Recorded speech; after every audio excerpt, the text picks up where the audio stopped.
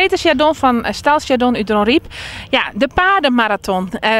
Wat is dat voor jou? Ja, de paardenmarathon, zeker die hier in Driesem, dat is toch voor ons iets speciaals van het jaar. Het is eigenlijk qua hindernissen een van de allermooiste. Heel mooi opgebouwde hindernissen. En ja, dat is zeker met dit weer is dat een lust om te rijden. Heel veel publiek. En ja, dat is het mooiste wat er is. Mooie hindernissen en veel publiek. Waar maakt een goed marathonhinder onvoldaan?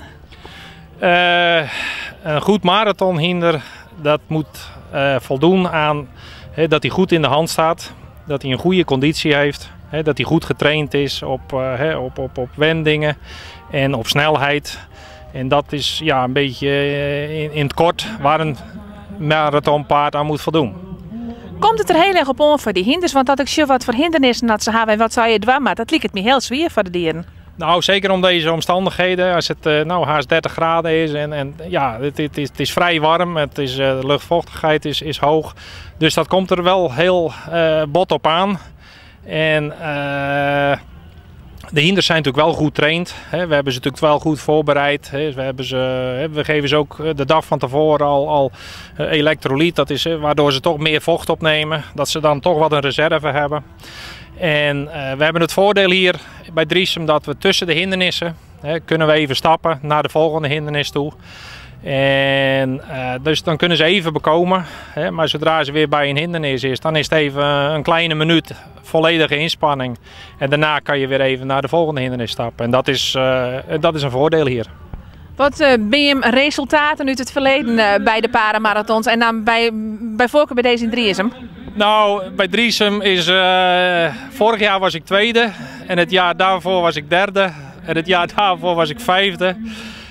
Ik heb er altijd dichtbij gezeten, maar ik heb nog nooit de eer ten beurt gevallen dat ik hem gewonnen heb. En ja, we proberen het elk jaar maar weer. En je moet ook een beetje geluk hebben.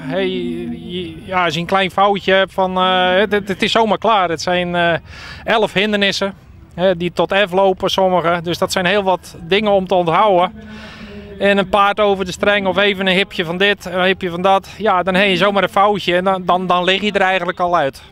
Maar jou bent dus wel, had ik het stellen, mij de grote favoriet, Jort? Nou, dat weet ik niet. Dat moeten anderen maar zeggen. Maar we doen wel ons best om de anderen het zo moeilijk mogelijk te maken.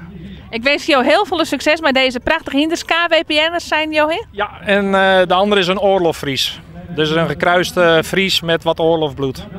Nou, ik wens jou heel veel succes met deze prachtige hinders. En waar wit jij we dat jouw eerste worden?